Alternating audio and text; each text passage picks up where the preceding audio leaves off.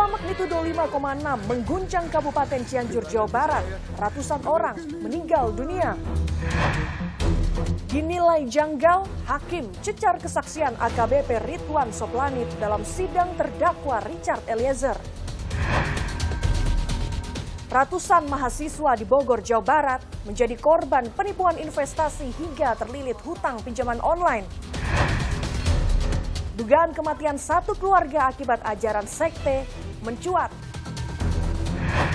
Halo, selamat malam saudara. Anda kembali menyaksikan program Laporan Khusus yang berisi berita pilihan dari redaksi. Akan menemani Anda selama 30 menit ke depan. Bersama saya Gracia Adur, inilah Laporan Khusus selengkapnya. Gempa magnitudo 5,6 mengguncang Kabupaten Cianjur, Jawa Barat. Ratusan orang meninggal dunia dan luka-luka. Sorotan lainnya saudara, 11 saksi dihadirkan dalam sidang terdakwa Ferdi Sambo. Jaksa mengonfirmasi ajudan Sambo, Azan Romer, terkait pistol yang sempat jatuh dari mobil Ferdi Sambo saat tiba di rumah dinas Duren 3.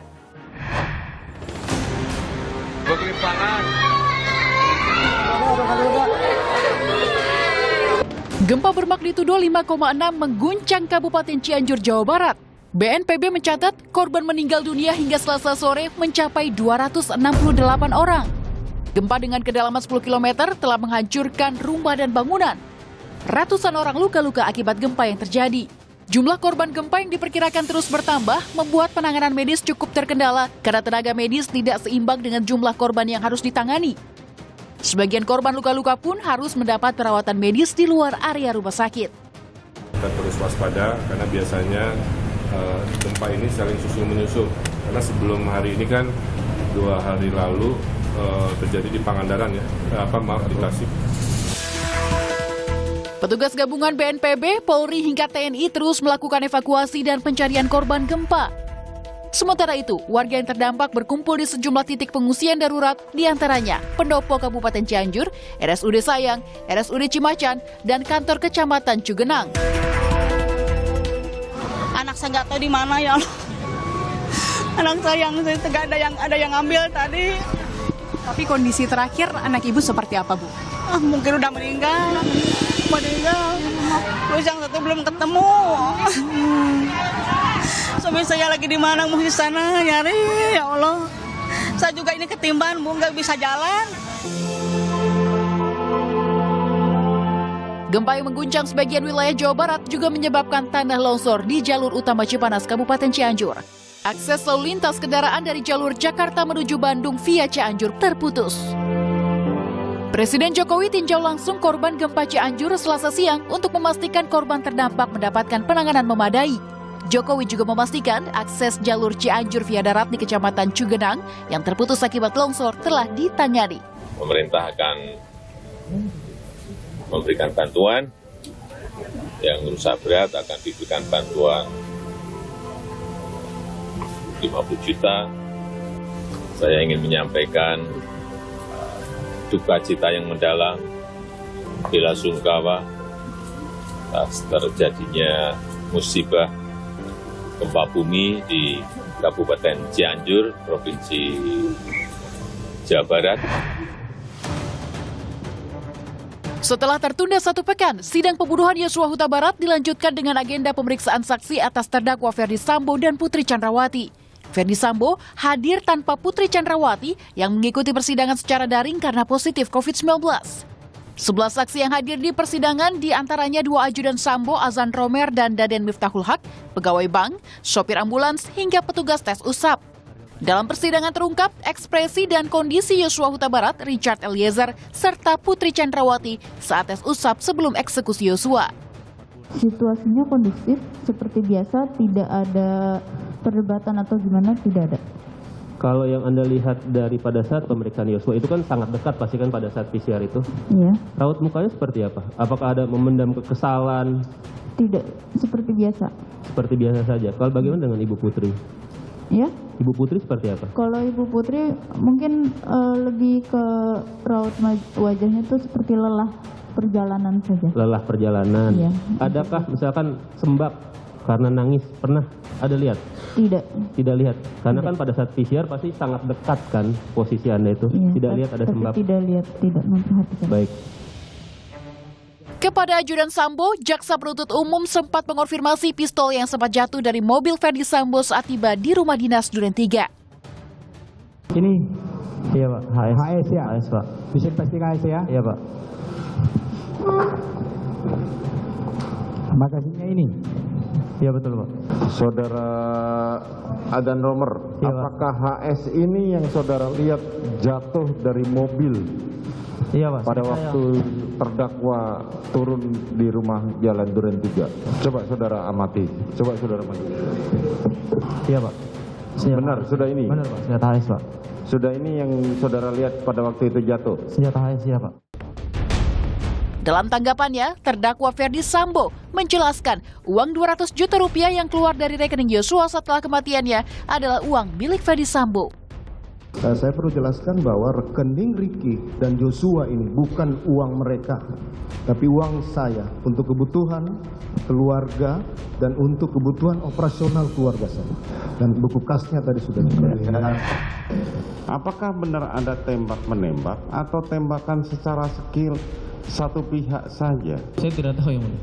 Kan saudara pimpinannya. Betul yang mulia.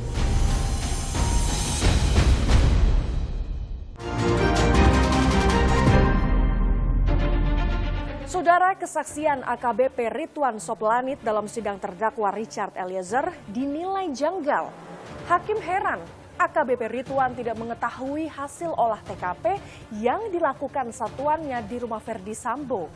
Sorotan lainnya, ratusan mahasiswa di Bogor, Jawa Barat menjadi korban penipuan investasi hingga terlilit hutang pinjaman online.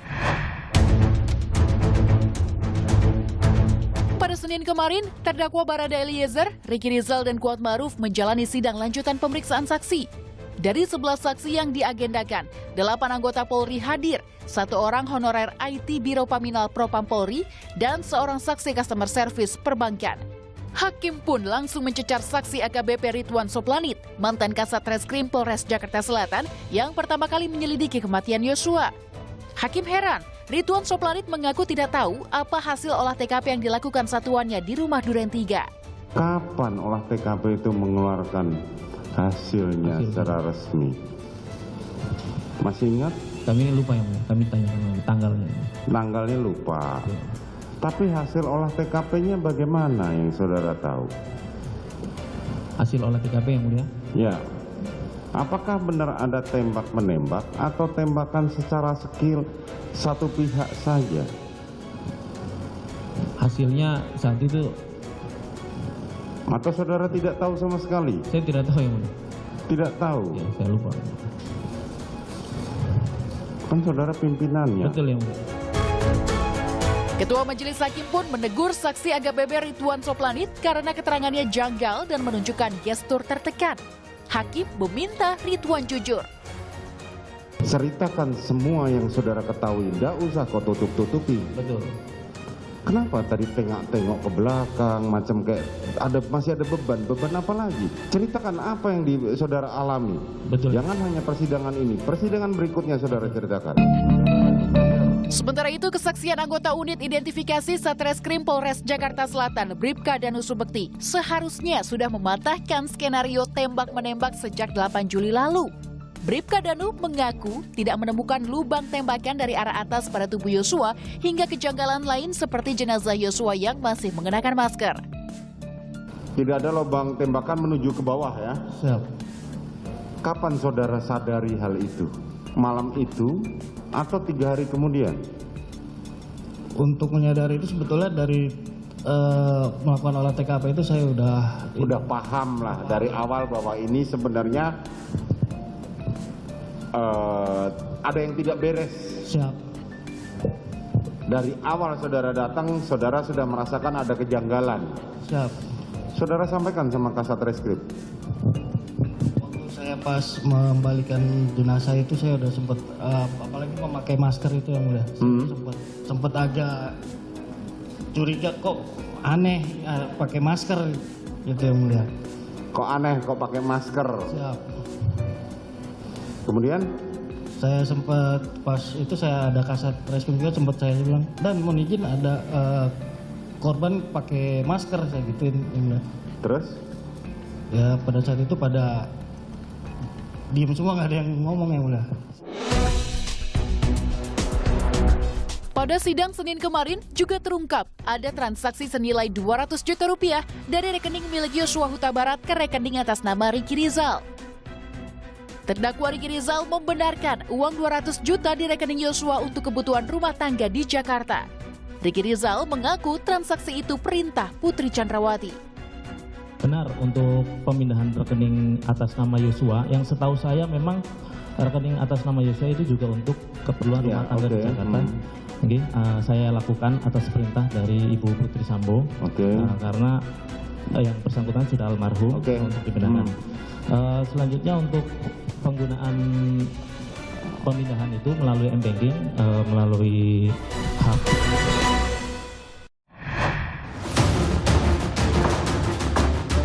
Beralih ke sorotan lain, 116 mahasiswa Institut Pertanian Bogor IPB dan sejumlah mahasiswa lainnya dari berbagai universitas di Bogor, Jawa Barat terjerat utang pinjaman online atau pinjol akibat menjadi korban penipuan kerjasama bisnis dan investasi.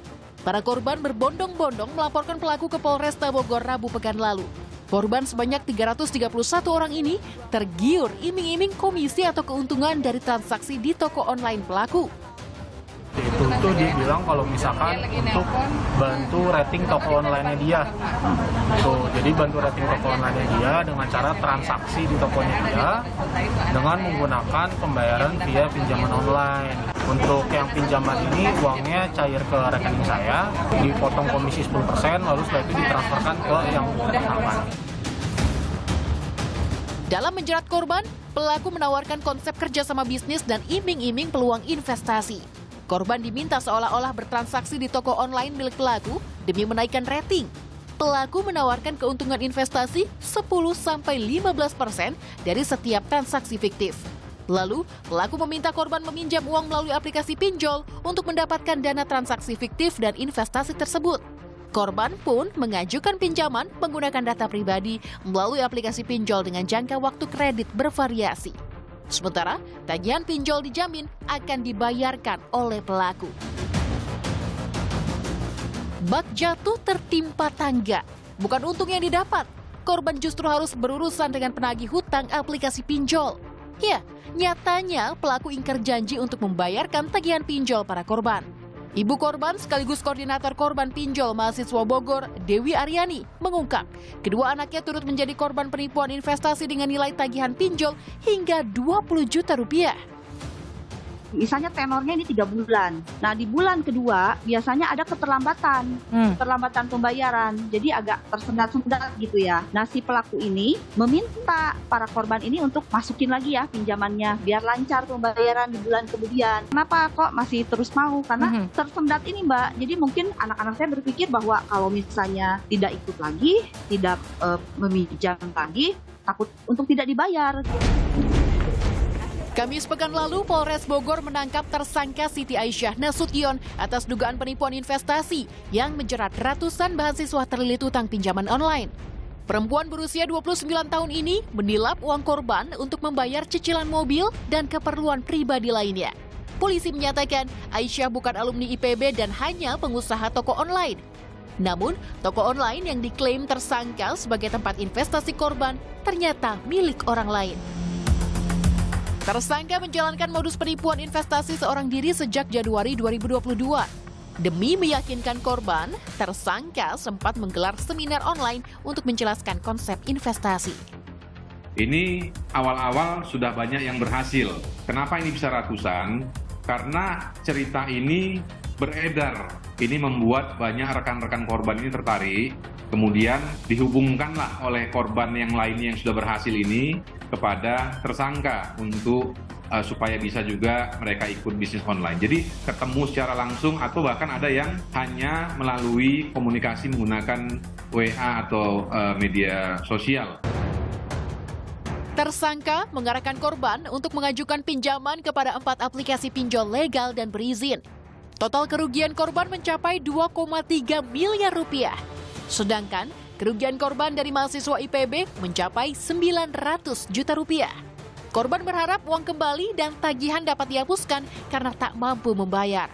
Tersangka Siti Aisyah Nasution dijerat pasal terkait penggelapan dan penipuan sesuai Kitab Undang-Undang Hukum Pidana dengan ancaman hukuman maksimal 4 tahun penjara.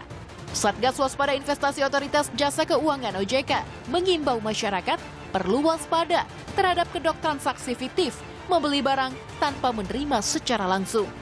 Seharusnya dari awal masyarakat kita yang ikut dalam kegiatan ini sudah mengetahui dan memahami bahwa ini penipuan, karena bagaimana mungkin mereka diminta menyetujui barang sudah diterima, ternyata barangnya tidak diterima.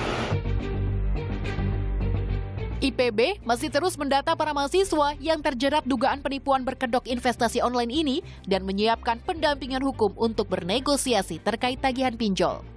Tentu kita memberikan pendampingan hukum kepada mahasiswa, melakukan mediasi dengan perusahaan-perusahaan pemberi pinjaman online tentu ya, agar bisa kita negosiasikan bagaimana nanti soal pengembalian. Kita akan bekerja sama dengan berbagai pihak, termasuk dengan asosiasi fintech dan sebagainya ya, dan lembaga-lembaga hukum. Polisi terus menyelidiki dugaan keterlibatan pihak lain dalam kasus penipuan investasi ini, termasuk pemilik toko online dan 4 perusahaan aplikasi pinjol yang akan diperiksa sebagai saksi. Polresta Bogor juga membuka posko pengaduan bagi korban lainnya yang mengalami kejadian serupa. Tanpa pengetahuan Dian, salah satu korban, pegawai koperasi simpan pinjam ini menghidupkan flash HP-nya. Begitu dilihat, langsung yang bersangkutan teriak takbir, Allahu Akbar. Ini sudah mayat.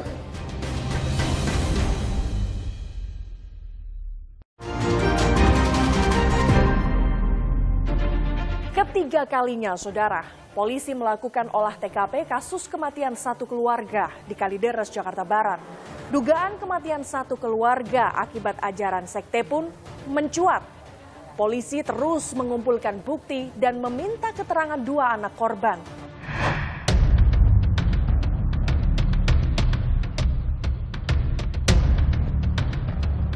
Untuk ketiga kalinya, polisi melakukan olah tempat kejadian perkara kasus kematian satu keluarga di Kalideres, Jakarta Barat, Rabu pekan lalu. Penyidik juga kembali mencocokkan temuan bukti baru di rumah korban dengan hasil otopsi ke-4 jenazah yang masih berada di Rumah Sakit Polri. Polisi mengungkap temuan fakta baru dari hasil pemeriksaan keterangan 3 orang saksi. Korban Budianto hendak menjual rumah di Kalideres senilai 1,2 miliar rupiah. Tak kunjung laku, sertifikat rumah pun digadaikan ke Koperasi Simpan Pinjam. Namun, saat karyawan koperasi melakukan survei 13 Mei lalu, dirinya justru menemukan korban Margareta sudah tidak bernyawa. Pegawai koperasi tersebut pun diminta tutup mulut oleh Budianto dan tidak melapor ke siapapun. Tanpa pengetahuan Dian, salah satu korban, pegawai koperasi simpan pinjam ini menghidupkan flash HP-nya. Begitu dilihat, langsung yang bersangkutan teriak takbir, Allahu Akbar. Ini sudah mayat. Sebelumnya muncul beberapa dugaan penyebab misteri kematian satu keluarga. Dugaan kematian karena kelaparan. Dugaan ini sempat diungkap polisi di awal penyidikan karena tidak ada sisa makanan dalam lambung 4 jenazah dan otot-otot sudah mengecil. Diperkirakan korban tidak menerima nutrisi sejak 3 pekan sebelum ditemukan. Dugaan diperkuat dengan tidak ditemukannya persediaan bahan makanan di rumah korban. Namun, dugaan kelaparan dibantah oleh keluarga korban yang menyebut kondisi ekonomi korban terbilang cukup. Dugaan kematian korban yang disengaja dan ada pihak yang menutupi. Hasil penyelidikan polisi, jika dilihat dari pembusukan jenazah, ke-4 korban memiliki waktu kematian yang berbeda-beda. Diduga, korban Rudianto Gunawan berusia 71 tahun dan istrinya Margareta Gunawan yang berusia 68 tahun meninggal terlebih dahulu. Diikuti kematian korban Budianto Gunawan yang merupakan adik ipar Rudianto. Dan terakhir, anak korban Dian Febiana berusia 42 tahun. Dugaan ini dianggap janggal oleh polisi karena jika ada keluarga yang meninggal lebih dahulu, mengapa keluarga lain yang masih hidup tidak meminta bantuan orang lain? Sementara adanya temuan kapur barus dan bedak bayi di TKP memperkuat dugaan usaha menutupi bau jasad korban. Dugaan kematian korban juga dikaitkan dengan motif kriminal. Dugaan ini muncul karena tidak ditemukannya mobil milik korban.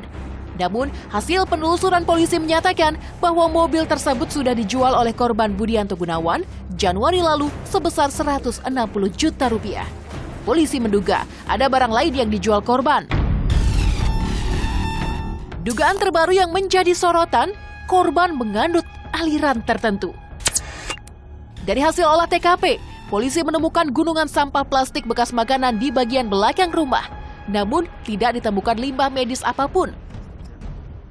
Temuan tersebut dinilai mencurigakan karena korban menyimpan sampah di rumah dan tidak dibuang keluar. Polisi menduga korban sengaja mengurung diri di dalam rumah. Dugaan kematian keempat korban yang dikaitkan dengan aliran tertentu diperkuat dengan temuan berbagai macam buku agama di TKP. Polisi kini tengah mendalami penyelidikan temuan buku tersebut. Kriminolog Universitas Indonesia Adrianus Miliala menduga ada ritual tertentu yang diyakini dan sedang dijalani korban.